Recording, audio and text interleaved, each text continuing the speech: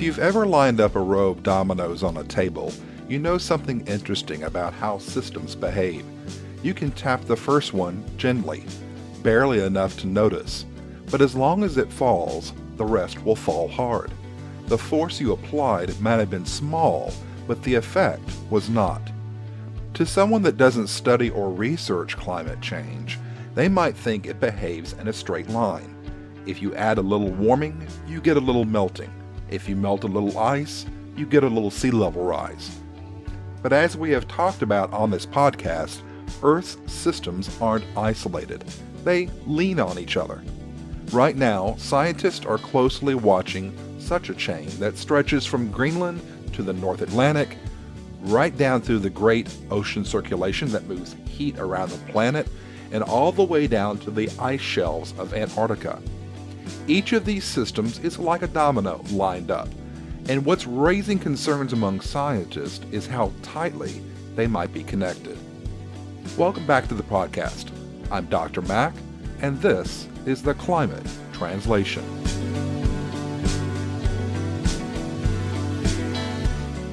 We're going to start in Greenland. Greenland holds the second largest body of ice on Earth. In places, that ice is nearly 2 miles thick. You can stand at the very top of it, and you'd be standing on what's essentially a frozen mountain range. At a high elevation, the air is cold. That's one reason the ice has been able to survive for thousands of years. But here's where the physics gets interesting. As the planet warms, and the surface of that ice begins to melt, the height of that ice sheet slowly drops. And when the surface drops, it moves into slightly warmer air. Imagine Greenland sitting on an invisible elevator. As the melting lowers the surface, the elevator moves down into warmer air. Warmer air causes more melting. More melting lowers the surface further. The elevator keeps descending. Scientists call this melt elevation feedback. It does not mean ice disappears overnight, but it does mean that once enough lowering happens, the melting can reinforce itself. That's what we mean by a threshold. There isn't an instant collapse, but there is a point where the system becomes harder to stabilize. But Greenland isn't the first domino because it's melting. It's the first domino because of where that meltwater goes.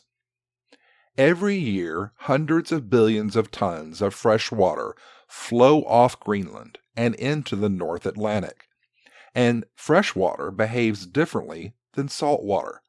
Salt water is denser. It sinks more easily. Fresh water is lighter. It tends to stay near the surface. If you remember in a previous episode, we discussed that there's a giant conveyor belt of ocean currents that help to move heat and nutrients around the world's oceans. Cold, salty water sinks at the poles. It moves deep, dragging much-needed dissolved gases like oxygen with it. The waters then move towards the equator where they warm and rise. Then the waters move north again to complete the process. Around Greenland, we're talking about the Atlantic Meridional Overturning Circulation, the AMOC. By dumping all the fresh water into the sea, Greenland is changing the density balance that keeps this motor running. Observations over the past decade suggest the AMOC has weakened compared to its mid-20th century strength. There's active debate about how close it may be to certain thresholds, with some newer models suggesting that the margin may be smaller than what we once thought. And when the ocean's engine slows down in the north, the energy in the system has to go somewhere else. And that's when the next domino, thousands of miles away in the Amazon, starts to feel the shove. Around the equator, the energy of the sun warms the oceans. The AMOC carries this heat from the tropics northward. But if deep water formation in the North Atlantic weakens, the entire overturning circulation slows. A slower AMOC transports less heat northward. Thus, the balance of heat between the Earth's hemispheres shifts. The North Atlantic can cool relative to the global average, where more heat remains in the southern hemisphere. And when that balance changes, the atmosphere responds. One of the most important features it adjusts is the tropical rain belt. It's a band of heavy rainfall near the equator that scientists call the Intertropical Convergence Zone, or the ITCZ. That rain belt tends to drift towards whichever hemisphere is warmer. If more heat remains in the southern hemisphere, that rain belt can shift slightly southward. And that shift matters for places like the Amazon. The Amazon just isn't a forest, it's its own moisture recycling system. Trees pull moisture from the soil, releasing it to the air. That moisture forms clouds. The clouds form rain, which then goes back to the surface. In many parts of the basin, a significant fraction of rainfall is recycled locally. But that recycling system needs an initial supply of moisture blowing in from the Atlantic. If the Atlantic temperature patterns change, and if the tropical rain belts shift, parts of the Amazon can receive less initial rainfall.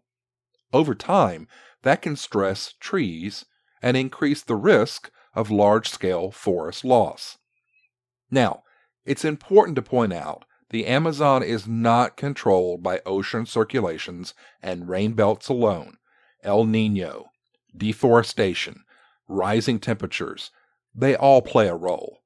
But when you stack stresses together, the system can become more fragile. Scientists call the risk of large-scale forest loss Amazon dieback. Again, it's not going to happen overnight, but over time this gradual loss affects the resilience of the system. If enough forest is lost, the region could shift from being a net carbon sink, absorbing carbon dioxide, to a net carbon source, and that shift would then amplify warming. So what began as melting in the North Atlantic hasn't stayed there. Through ocean circulation disruption and atmospheric patterns, it can alter rainfall thousands of miles away, nudging another major Earth system closer to different thresholds. And when additional carbon enters the atmosphere, that extra heat doesn't stay confined to the tropics. It spreads, which brings us to the Southern Ocean and the ice shelves of Antarctica. When the balance of the heat between the hemispheres shifts, the atmosphere and oceans adjust. A weaker ocean circulation can contribute to that shift, but it's only one piece of a much larger warming system. The Southern Ocean is already absorbing a tremendous amount of excess heat from global warming. In fact, it's one of the primary heat sinks for the entire planet. And some of that heat does something really specific. It circulates beneath floating ice shelves, the thick extensions of glaciers that spread out over the ocean. One of the most studied examples is the Thwaites Glacier. You may have heard it in the news called the Doomsday Glacier. It's a headline name, but let me translate what's actually happening. The media often call the Thwaites Glacier a cork in a bottle. It's not very accurate, though. I like to think of the glacier more like a structural brace, like you would see on the sides of major bridges. The floating ice shelves attached to glaciers, like the Thwaites, act as buttresses. They slow the flow of the massive ice sheet resting behind them. But warm ocean water can slip beneath those shelves and melt them from below. As they thin, they lose strength, and when that buttressing weakens, the glacier behind them can then move forward faster into the sea. Scientists are closely monitoring what's called a grounding line, the point at which the glacier lifts off the seafloor and begins to float. In some regions of West Antarctica, that grounding line is retreating. And here's where the risk comes in. Much of West Antarctica sits on bedrock that slopes downward as you move away from the coast. That geometry makes it vulnerable to what's known as marine ice sheet instability. It's a very fancy way of saying that ice can move quickly towards the sea if given the right geometry and conditions.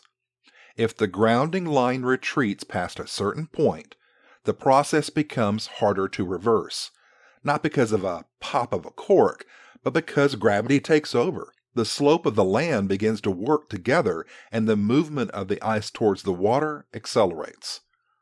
Again, this would not happen overnight, but over decades to centuries, sustained melting of glaciers and retreat in parts of the West Antarctica ice sheet could contribute significantly to sea level rise, measured not in just millimeters or inches, but meters or feet over long-term timescales. This is why Antarctica is part of this domino line. It isn't triggered by just one factor alone. When warming, ocean circulation shifts, and carbon feedbacks all interact, the dominoes begin to lean heavily on one another.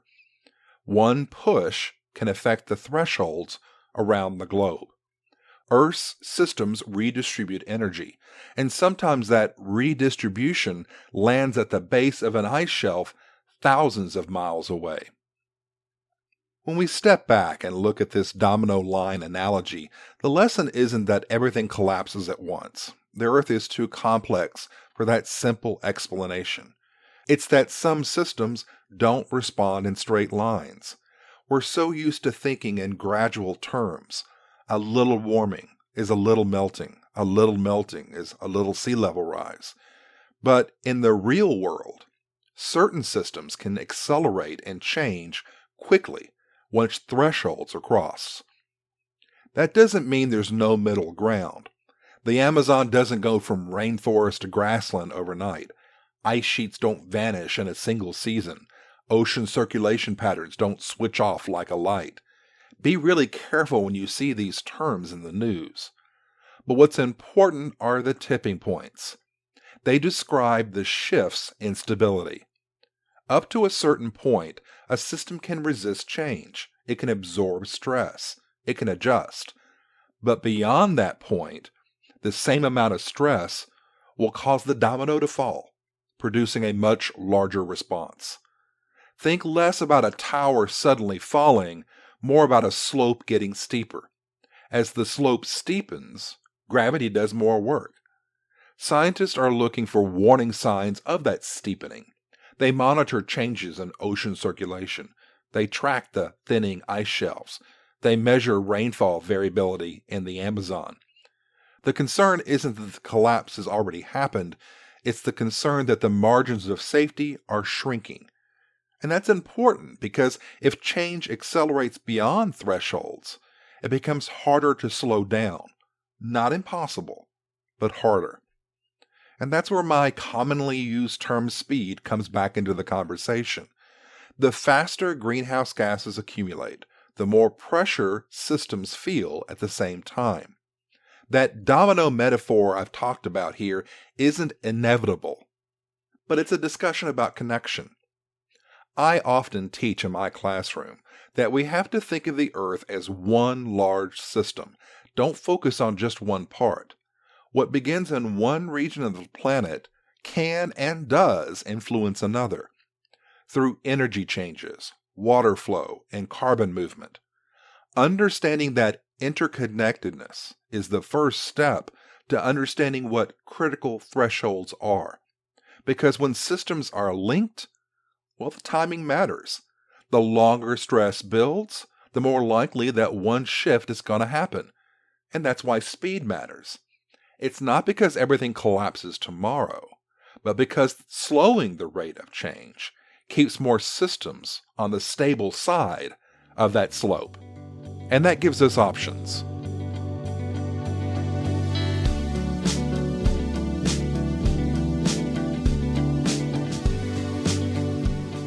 The Earth is not a collection of isolated parts.